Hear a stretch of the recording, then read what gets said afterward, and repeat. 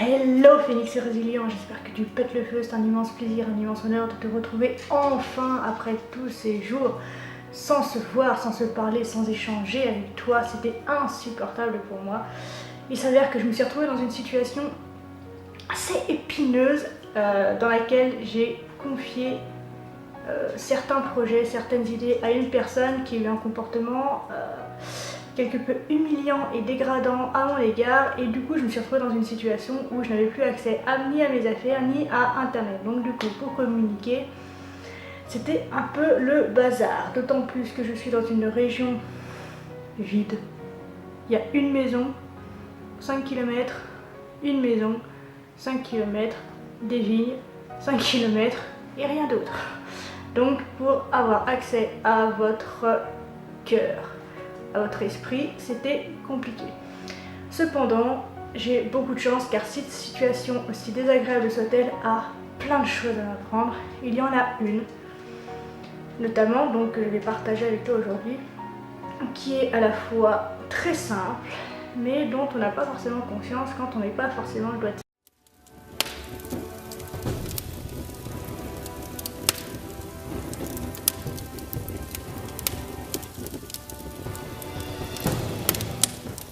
Cette situation, la voici, je te l'explique. En gros, donc, je me suis retrouvée dans une situation qui a été désagréable pour moi et comme chacun d'entre nous, je suis allée en parler avec une amie dans le but de trouver des solutions et pouvoir faire émerger peut-être des schémas soit répétitifs liés donc du coup à un épisode de mon existence ou à comprendre peut-être comment la situation pouvait éventuellement me faire grandir, comment j'en étais arrivée là, etc., etc., etc. Classique. Mais une fois passé le stade où en fait je donne simplement les faits avec objectivité, donc sans émotion, sans rien, il y a un moment où forcément, comme je suis dans l'intimité puisque j'étais avec une personne proche de moi, je me suis laissée un peu déborder par les émotions et je me suis mise à pointer tout ce qui n'allait pas chez cette personne. C'est-à-dire qu'en fait, c'était une personne qui avait tous les défauts du monde. La peau, je l'ai incendiée pendant une demi-heure. Alors évidemment, ça fait du bien, mais quand on prend le temps de se poser sur ce qu'on ressent au moment où on est cette personne qui dénigre, on se rend compte que finalement on ne se sent pas si bien que ça avec soi-même, parce que le fait de dénigrer une personne, c'est une manière aussi de se faire mal à soi. C'est comme cette phrase qui dit que quand on garde de la frustration et de la colère, c'est comme lancer un charbon ardent, c'est nous qui nous brûlons. On se fait mal parce que dans l'intention de faire du mal. Alors, mon intention ici, c'était pas de faire du mal à la personne en face, mais du coup, je pointais tous ses défauts pour montrer à quel point elle était mauvaise et que moi, à côté, j'étais parfaite. Ce qui est absolument faux, on est bien d'accord. Et pendant que je répétais, tout ça, ce qui n'allait pas de mon point de vue chez cette personne, il y a une phrase de Bouddha qui m'est revenue, qui est la suivante. Il y a 3 choses que tu ne pourras jamais cacher, la lune, le soleil et la vérité.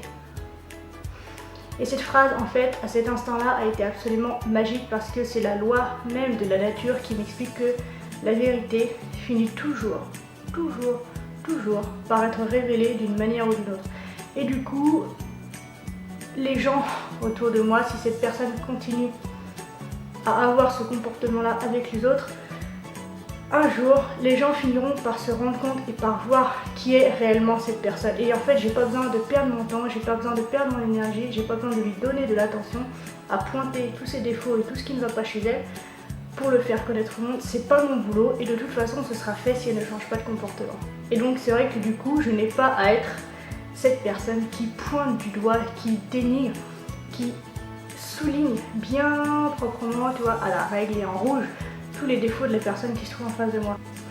Et du coup, je pense que cette situation, tu la connais aussi. On se retrouve tous dans des choses, dans des situations, dans des relations qui nous pourrissent, sur le moment nous font beaucoup de mal, nous font beaucoup nous remettre en question, nous font beaucoup nous poser de questions. Et c'est vrai qu'on a tous tendance, à un moment donné, à passer dans l'émotionnel et à dénigrer, à pointer du doigt tout ce qui ne va pas chez l'autre personne, histoire de se déculpabiliser, de se déresponsabiliser et de se dire que de toute façon c'est pas notre faute, c'est un principe, il y a un fonctionnement normal, mais malheureusement ce n'est pas le meilleur. Et donc du coup mon message aujourd'hui c'est que au lieu de perdre notre temps, et vous voyez que tu vois que je m'inclus dedans, d'accord, au lieu de perdre notre temps à chercher les défauts chez les autres, on devrait le consommer à chercher nos défauts chez nous pour les travailler et en faire des leviers, des forces et des moyen puissant de nous faire aller de l'avant. Et aussi, il y a cette phrase mythique que moi j'adore, qui dit que si nous n'aimons pas nos imperfections, quelqu'un d'autre les aimera pour nous. C'est-à-dire que nos défauts sont nos forces, nos défauts peuvent être notre qualité, nos défauts sont des joyaux, nos défauts sont des diamants que nous n'avons plus qu'à polir et à tailler pour les montrer au monde et montrer qui nous sommes vraiment. Il faut assumer ces défauts et arrêter d'aller pointer ceux des autres pour se sentir parfait à ses yeux à soi et éventuellement d'essayer de le paraître aux yeux des autres. Parce qu'il est absolument évident, il faut quand même qu'on l'ait en tête, que nous ne sommes absolument pas parfaits. Et c'est parfait comme ça. Nous sommes parfaits dans notre imperfection. Et c'est super important d'avoir ça à l'esprit, de lâcher cet état d'esprit de perfection totale, de taille fine, de taille normale, il faut être beau, il faut être bien maquillé, il faut être bien coiffé, il faut être bien machin, il faut être parfait dans tout ce qu'on fait. Stop. Soyons nous-mêmes, soyons fiers d'être nous-mêmes, soyons bien en étant nous-mêmes. La vie ne nous demande rien d'autre. Le véritable objectif de l'existence, c'est de se révéler chaque jour un peu plus à son véritable soi, à son soi profond. Et c'est pas en niant nos défauts et en allant pointer, piquer ceux des autres qu'on accède à cet état-là. Tout le monde, chacun d'entre nous, les plus grands, les plus mauvais, les plus méditants, que ce soit le Bouddha, que ce soit Mère Teresa, que ce soit l'abbé Pierre, que ce soit tous ces gens-là, tout le monde a des défauts. Et la majorité des gens, je dis bien la majorité des gens parce que certaines personnes sont réticentes au changement, mais la majorité, la plus grande majorité des gens veulent évoluer. Donc cessons de perdre du temps à évoquer le passé et les difficultés de ceux qui veulent améliorer leur avenir. Oscar Wilde a écrit que chaque saint a un passé et que chaque pécheur a un avenir. Donc chaque personne qui est considérée comme bonne a déjà fait quelque chose de mal dans son passé. Et ce qui est bon à comprendre, ce qui est bon à enregistrer, ce qui est bon à intégrer, c'est que chaque personne a la chance de pouvoir créer son futur. Donc toi aussi, quel que soit ce que tu as fait dans ton passé, quel que soit ce que tu fais aujourd'hui, quel que soit ce qui te retient en arrière, tu as le droit de le lâcher, tu as le droit de construire un futur à ton image dans lequel tu te sens bien. Donc n'hésite pas à créer une vie à ta mesure. Ok? C'est tout pour aujourd'hui. Comme d'habitude, je te laisse mettre en commentaire tout ce que tu ressens, tout ce que tu penses, tout ce que tu imagines, tout ce que tu as envie de dire vis-à-vis du sujet que j'évoque avec toi aujourd'hui. Si tu as des témoignages, si tu as des techniques, si tu as des choses que tu as envie de partager dans ce domaine-là, bien sûr, n'hésite pas. C'est toujours un régal de vous lire, d'apprendre de ce que vous vivez, d'apprendre de ce que vous expérimentez et de pouvoir échanger sur ce que nous partageons. Si tu penses que cette vidéo peut en aider certains et en éclairer d'autres, je t'invite tout d'abord à la liker puis à la partager afin qu'un maximum de monde en profite.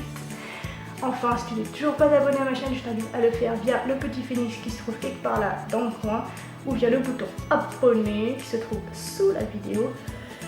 Enfin, je te donne rendez-vous demain pour une nouvelle vidéo. D'ici là, prends soin de toi. Sois reconnaissant envers la vie et surtout n'oublie jamais que tu es la personne la plus importante de ta vie. Et que de ce fait, très cher ami, tu mérites ce qu'il y a de meilleur. Je te souhaite une extraordinaire journée, magnifique journée, pleinement centrée sur toi, sur tes qualités, tes faiblesses, ta lumière, ton ombre et sur l'envie de grandir, sur cette capacité que tu as d'évoluer. Donc pleine de joie, pleine d'évolution, pleine d'apprentissage et je te dis à demain. Salut!